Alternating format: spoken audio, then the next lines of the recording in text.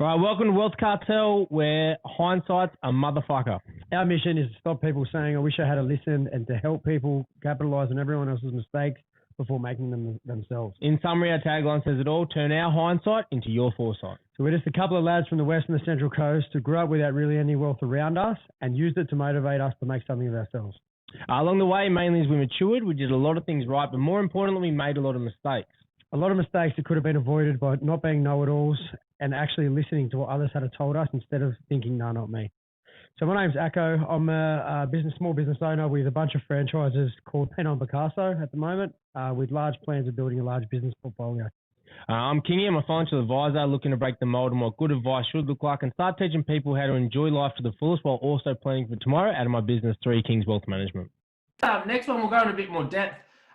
What is some of the biggest, looking back in your life, they can be positives or negatives. What are some of the biggest money habits or money things that happen in your life that you pass on as a lesson, or you go back, you would do again, or you go back and tell yourself to do differently?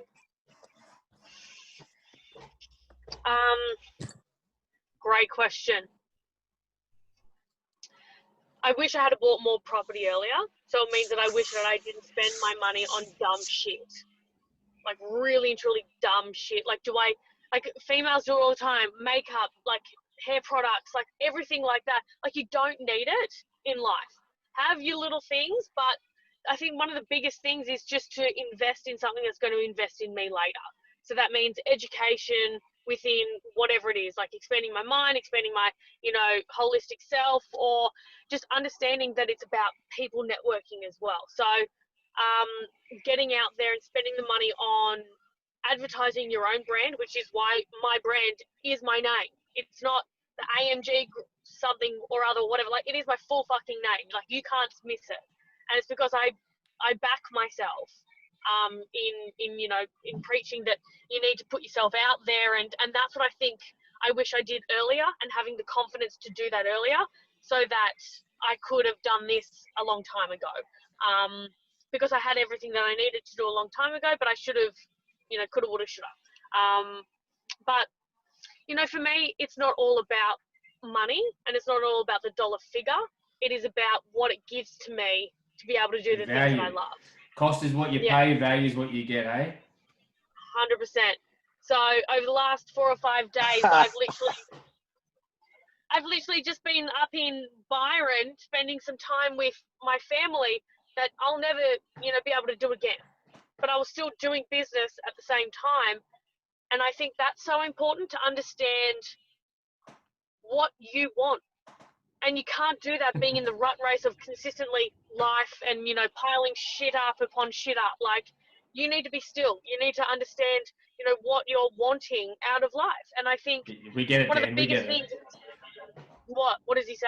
Go on. He's flipped his camera around. He's sitting on the water while he's doing the podcast. Yeah, thanks, mate. Oh. He's backing up your point. I'm away. I'm sort of backing exactly what you're saying. I'm away at the moment. We got up here last night just into Foster, and I'm sort of spewing that I've got bugger all reception because I could and we can't really do it properly. But I'm sitting on the water at the moment, looking at about 15 boats and a ski and my kids, and I'm doing the same thing. Where I just feel like, don't get me wrong, you got to do everything you got to do to work, and like I'll never skip up on these things, but to be able to maintain this lifestyle while I'm working, something I always dreamed of doing, and now I finally get to do it. It's crazy. But I think it's key. It's key what you said, Alex, and what's blowing Dan and I away, right? Like we're professionals in our own respectable area, but we're doing Wealth Cartel not just to pass on lessons, but we're learning from everyone as well, and reiterating everything we talk about. And one of the big things is that common trait is everyone who comes on here is the ones that are doing well. And the one thing that changed is as the big change in everyone's mind shift from just your run of the average to like the successful mindset, and not from a money standpoint, not how much money they have, but living the life that they want to live.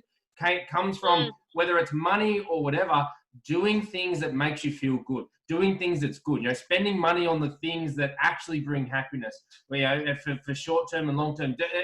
And that's the big mindset shift. And we've all agreed on that, is that where we shifted was instead of buying shit that we think may bring us happiness, we actually sit and think about it and spend money or spend time on things that that light up the soul, you know, that feel good and bring happiness. Yeah, and you spend that's it. really important. You spend it consciously, yeah. Like that's what we keep getting back to. We keep getting back to the same point of you're spending conscious money to make yourself feel better or yourself become more successful. Whereas, you know, from 18 to 25, I know every dollar I spent was to impress other people. I know that. I can admit that solely. Like I still did okay in life, and I was never going backwards. But a lot of the money I spent, or the things I accumulated over time, they weren't to make me happy. They were to make me feel accepted into society. You know, certain things. Now, like I go buy a jet ski and Ryan's like, what are you doing? Like you just buying a jet ski out of the blue, but I love it. I love it. My kids love it. And to me, that's money well spent. I thought about it before I bought it. I know I'm going to use it. Whereas, you know, back in the day, you know, we go, no, I'll just get a new one. I'll just get a faster one. Or we could just rent it. I'll only get over the speed of the it. capital. Worst client ever, Alex. I'll just go put a turbo. I'll just go put a turbo in it. It'll go faster. It'll last me another 6 months. That's it. Doro, my broker consistently whinges about me buying shoes and bags and all that kind of thing, and he always posts on or comments on my post saying, "Really, do you really need to buy that freaking pair of shoes?" Well, duh. See, the worst part is I'm the most lenient financial advisor. Like I encourage it. So you know he's bad when I'm saying to him, "What are you doing?" Listen, he's not only a lenient financial advisor. Him and I become mates, and he's saying to me, "Acco, listen, you need to start saving, bro. You're spending a lot of money. It's time to pull up a little bit." And then rings me 3 days later and says, "Hey, you want to buy a share and a horse with me?" Yeah, fucking oath I do. But it's all right for me to spend the money she wins this weekend. All fun and games till she wins this weekend. It's the best fucking idea ever. So that's why he's up there. He's running. Me about buying a jet ski. That's why I'm up here, because I'm going to end up at.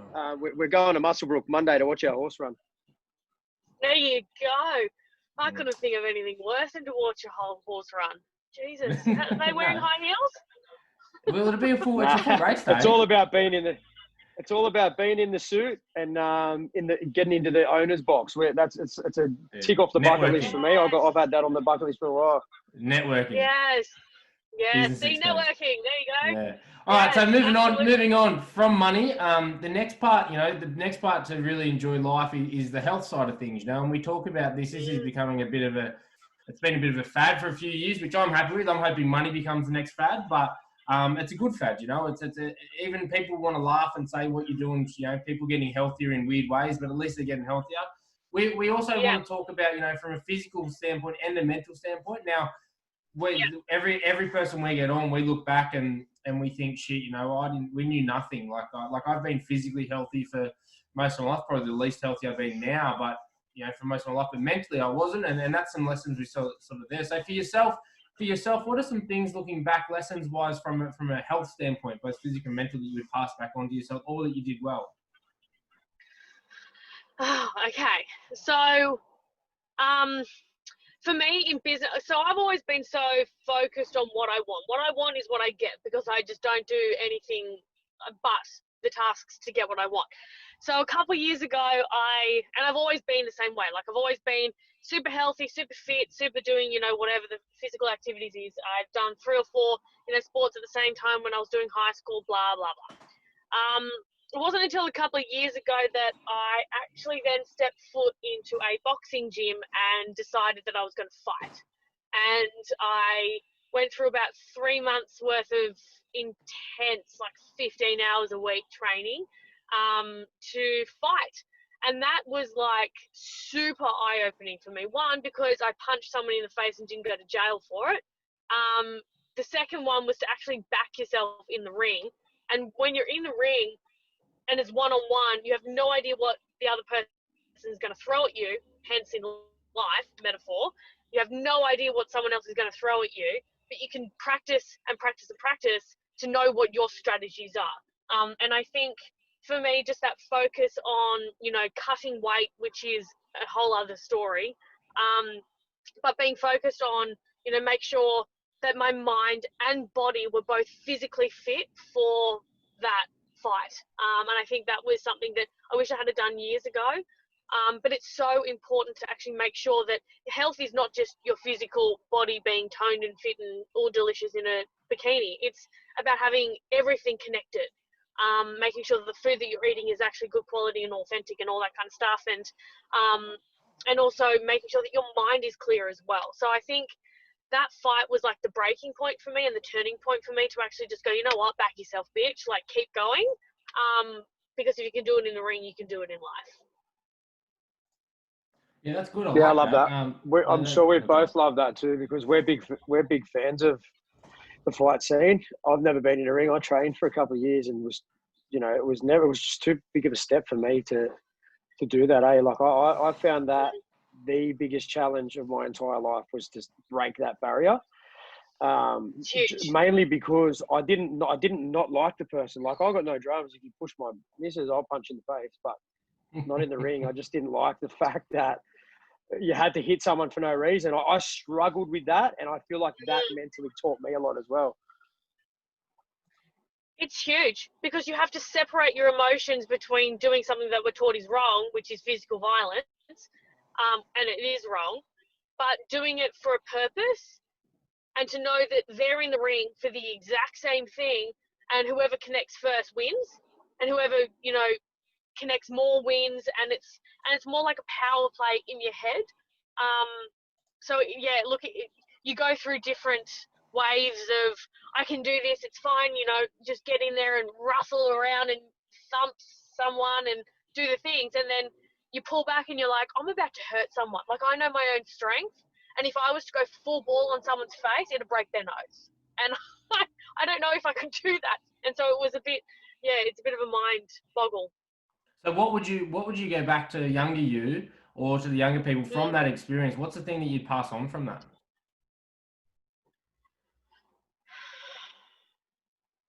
Because obviously not everyone's gonna go and jump in the ring to learn that lesson, So what's the big? What do you think you'd pass on? Is it like self-control, or what is it? What's the big thing around that? It's more about self-confidence and backing yourself. Yep.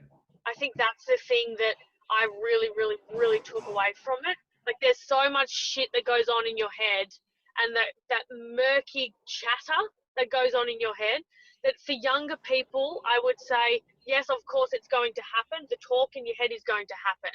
But make a decision and do not look back. Do it and make sure it's done, and do not fall short from the finish line before your task is complete, whether it's anything in life. And I think if I had learnt that a long time ago, it would have been a very different early 20s. But yeah, I think just to back yourself, because we're always taught to kind of swim by, be mediocre, don't go too far because otherwise you could get hurt, or don't do too much because otherwise, you'll look like a fucking idiot because, people will judge you, and it's like, just do it. Yeah. People are going to judge you anyway. We have this thing. Well, I had this thing a couple of years ago when I first jumped into purchasing franchises. I bought one, and I'd done this Q&A on my Instagram, and someone said, I'm so scared to get into business. Like, I bought my second one by this time, and I was on a pretty good, like, straight and narrow. Like, I knew how to run businesses in my mind anyway.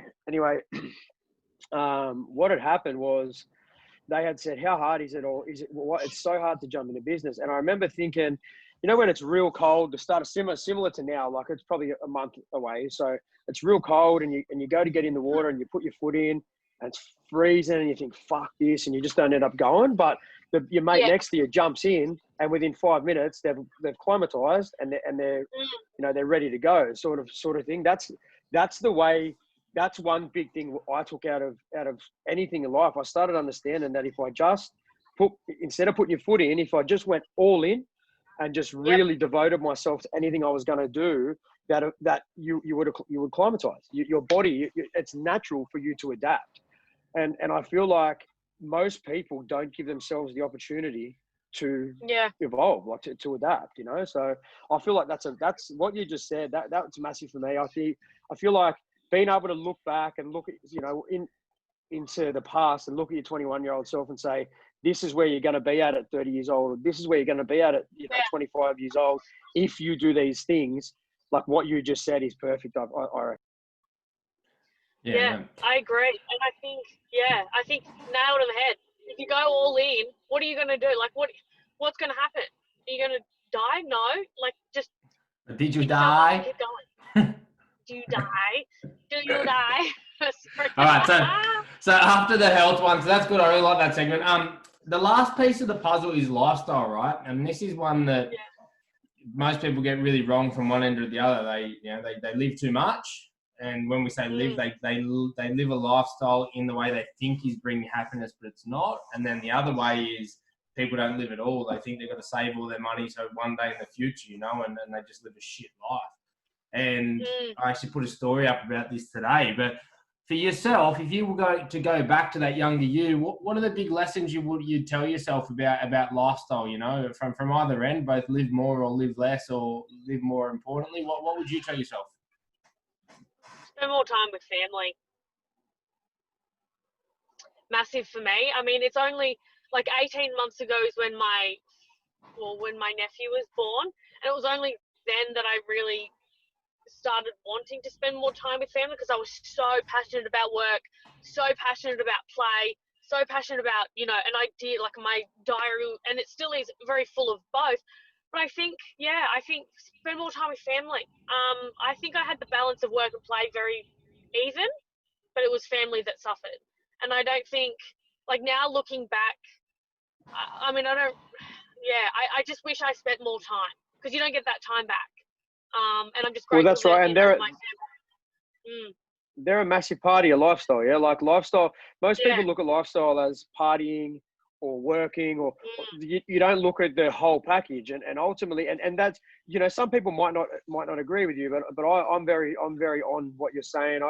I spend a lot more time with my family now than I ever have. I go out of my way a lot more to make sure they know I'm around, and I'll do anything for them, because, for a lot of time, I did sacrifice that, and I'm sure, I think Ryan, you're pretty thick with your family as well. But I remember Thursday, Friday, Saturday, Sunday, I wouldn't answer my family's calls because I was too bent to even talk to anyone. So I was like, "Fuck this, I'll speak to you Wednesday," and I regret that. I don't have many regrets, but I regret that. I regret, there's not a lot of times now in the day where I'll look at my phone and not answer that phone call. I've gone to the stage now where I'm like, well, if they're going out of their way to call me, I'm going to answer. Whereas for a long time, I was like, nah, you can wait till Tuesday. Yeah. Yeah. I think that's that massive? Yeah, it's huge. We one of the big things with lifestyle is travel, right? That's a big one people always bring up, and I'm stoked you said that family things. I read it. I can't remember where I read it, but it was just like one of your clickbait on Facebook, but it was like a study about travel, because I'm very interested in travel because I like travel, but I think a lot of people pretend to like travel because they've got no other purpose and they think it's a throwaway purpose. I've seen so many people who say they love travel and hate every minute of it, and then they just do it for the gram, right? And I read one thing that one of the biggest happiness that people get confused with travel is when you travel with somebody that you love, or with family or friends. It's the actual experiencing that culture with somebody else that's what makes people happy, not the actual place itself. And and people really convolute that and think, oh, it's because I went to Italy. But a lot of the time it can be because you went to Italy with someone and shared these experiences with somebody that you loved. And that's that family piece that people get very confused about lifestyle, I think, and what's actually making them happy. I guess because we've got so many options. I think I really like that point, because I think a lot of things we do revolves around family and love and the people that we love and like spending our time with. But we're so materialistic as an economy that we try and look for the outside source of what's making us happy, rather than actually, it's sharing. It doesn't matter. A lot of the time, it doesn't matter what it is. It's sharing that with somebody you love that is actually the highlight, and we try and spend money or time and try and think that, and we constantly try and convince ourselves it's the thing that we spent the money on, not the person we were with doing it, which I think is really important. I think people are going to start understanding that a lot more. No, you go, Ali. I agree. I was just going to, I was just going to say, the thing that I want to say is the 5 love languages. It's just the difference of how we receive or we give love as well. And I think time and experiences with time is huge, because you can't ever get that time back. You can go to the experience, like you just said, you can go to Italy, well, not right now, but any other time. But it's about doing it with people that you love that has far more value for it. And I couldn't agree with that more. I think too, people are going to really start to understand now that there is an international travel, now that you're locked in your own state with your family, I think they'll start understanding that, you know, even a trip to Foster may very well be your answer as opposed to the trip to Europe, because you're with the same people, you're enjoying the same things, you're feeling the same way. And I agree fully. I feel like I've started to realize this a little earlier than COVID. We started understanding before that it wasn't where you went, it was who you were with that made that experience. Like you would go to Thailand with a bunch of spastics, leave Thailand, never go back again, go there with your best mates and have a ball. Like it's who you're with.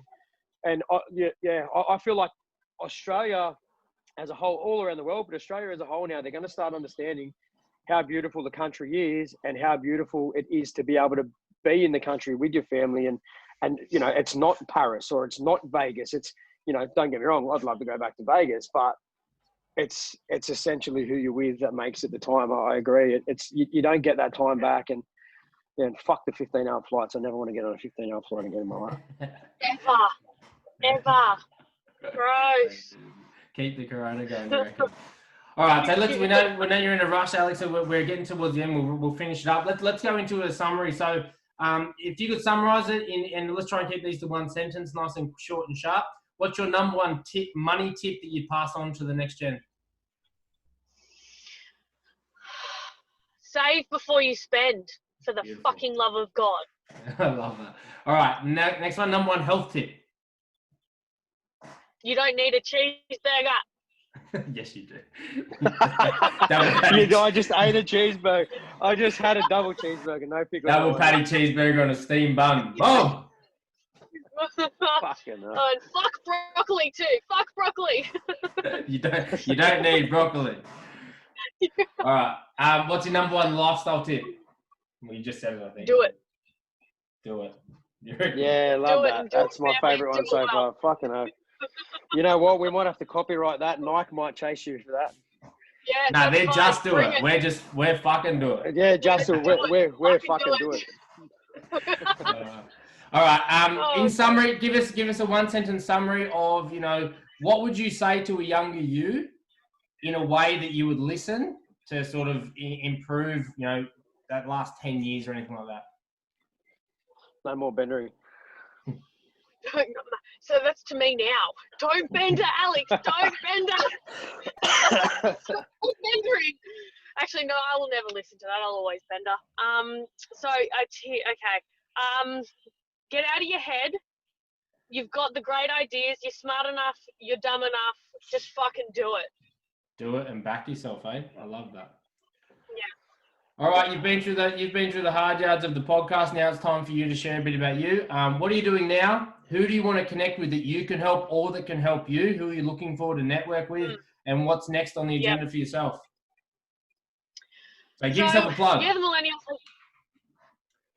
Millennials is where I share all of my tips and tricks to do with property.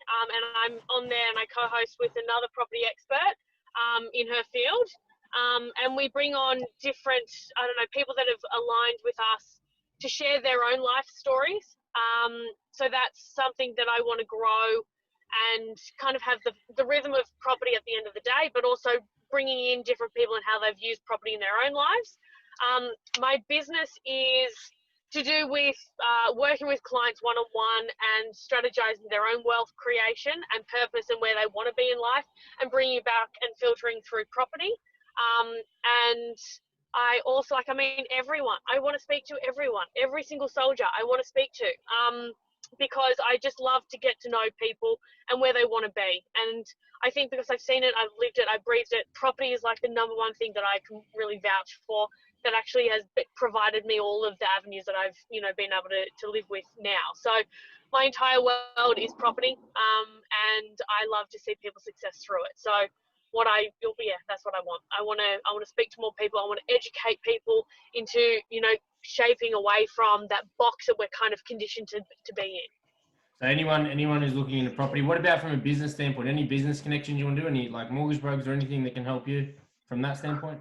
What about it? What about teeing up with Terrigal? What about teeing up with Pino and Picasso Terrigal, Alex, and getting yourself through the doors there? That'd be a good little brand collab. It's her plug, not yours. tell me I'm allowed to plug her into my business, right? Yeah. I think we lost her. You there? No, she's there. No, I'm here. I'm back. I'm back. Say it again. When are we teeing up Alexandra McNally and Pinot Picasso Terrigal? Let's do it. Fuck yes. Tee it Is up. there wine? Can I drink vodka? Shot of vodka or wine? BYO, whatever you like. Have you never been through? Have you done it before? I've done it in Newcastle. How can you say you're everything Terrigal and not have been through Pinot Picasso Terrigal? It's a fucking staple of the community. Isn't it? If it's a paint and get pissed, it should be pissed up painting or something. Like, that's the best. I'm pretty sure the Paint postcode's is 25 PP, isn't it? Isn't that the new postcode for Terrigal? Fuck, that's a good one, bro. I'm going to use that. That is a good one. 25 PP. Oh, look, hook me in. Anything for a wine, anything for a paint. I'm really useless at being creative with my hands, but we'll see what we can. But she can drink, so that's all right. She can drink. Yeah, that's all she we can need. drink any of you bitches under the table. Reach out after this, and we'll tee you up with some tickets for a night out. Let's do it. Right. Hell yes. Thanks heaps for coming on, Legend. That was a really good session. Get back on the road. Get back on your schedule. Thanks for taking the time. Thanks, We'll chat soon. Anyone reach out. We'll tag all your businesses, all your podcasts, everything. We'll tag it all there. So reach out to Alex if you need anything property wise, and make sure you tune into her podcast as well. Thanks, Legend. Drive safe. Thanks, gents. Thanks for having me. You guys absolutely rock. Bye. All right, see you later, guys.